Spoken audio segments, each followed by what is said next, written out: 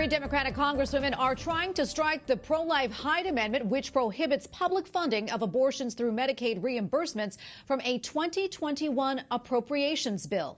In a statement, Representative Ayanna Pressley, Democrat from Massachusetts and one of the lawmakers sponsoring the move, writes in part, quote, "The Hyde Amendment is a racist, discriminatory policy that has perpetuated inequity and injustice in our nation for far too long." Joining me now on Skype to talk more about the Hyde Amendment and its pro-life impact is Michael New, Associate Scholar at the Charlotte Lozier Institute and visiting Assistant Professor at the Catholic University of America. Michael, welcome back to the show. Good to see you.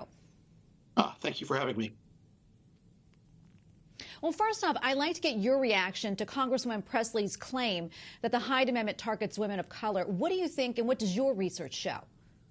Well, the Hyde Amendment doesn't target anybody. The Hyde Amendment protects people.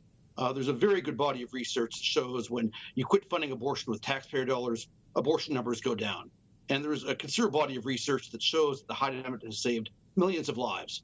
My own study for the Charlotte Lozier Institute, which I updated recently, has found that the Hyde Amendment has saved over 2.4 million lives since 1976. And those are millions of people walking around today who owe their lives to the Hyde Amendment, and millions of women who've been spared a lifetime of regret because of Hyde. So the Hyde doesn't target anybody, it protects people. Michael, let's talk a little bit more about the Hyde Amendment's history. And at one point, it did receive bipartisan support, but it doesn't appear to be the case today. Why do you think that is? It's interesting. I mean, you're right. The Hyde Amendment was a lot more bipartisan. When the Hyde Amendment was first voted on in 1976, it received the support of around 107 congressional Democrats. As recently as 1993, it received the support of 98 House Democrats. Now things have changed. The demographics of the Democratic Party have changed. It used to be a lot of Democrats who came of age either during the Great Depression or World War II, and these Democrats tend to be a little more liberal on economic issues, but socially conservative. This generation of Democrats is largely kind of dying out and being replaced with a younger generation tends to be a lot more liberal and a lot more aggressive on these social issues. So many Democrats have sadly changed their position. Joe Biden, throughout most of his Senate career, supported the Hyde Amendment. Last year, as a presidential candidate, he now announced that he opposes the Hyde Amendment. So again, I don't think this is smart politics for the Democratic Party. Most polls show that people oppose seeing their taxpayer dollars go to fund elective abortions. So again, it's become a partisan issue, and I think that's regrettable. Yeah, the amendment to remove the Hyde language was introduced late last week. What are the next steps?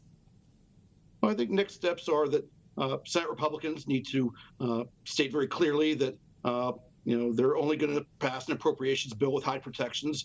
President Trump should make a very clear statement that he will veto any appropriations bill that does not include Hyde language. Down the road, there have been efforts to kind of codify the Hyde Amendment so we don't have to pass it every year. But the most important thing we can do is keep electing pro-life people to the House, the Senate, and the presidency. If we have a pro-life House, a pro-life Senate, and a pro-life president, the Hyde Amendment will be secure. Well, Michael, thank you so much for coming on. We always appreciate your analysis. Michael New, Associate Scholar at the Charlotte Lozier Institute and visiting Assistant Professor at the Catholic University of America. Thanks again, Michael. Thank you very much.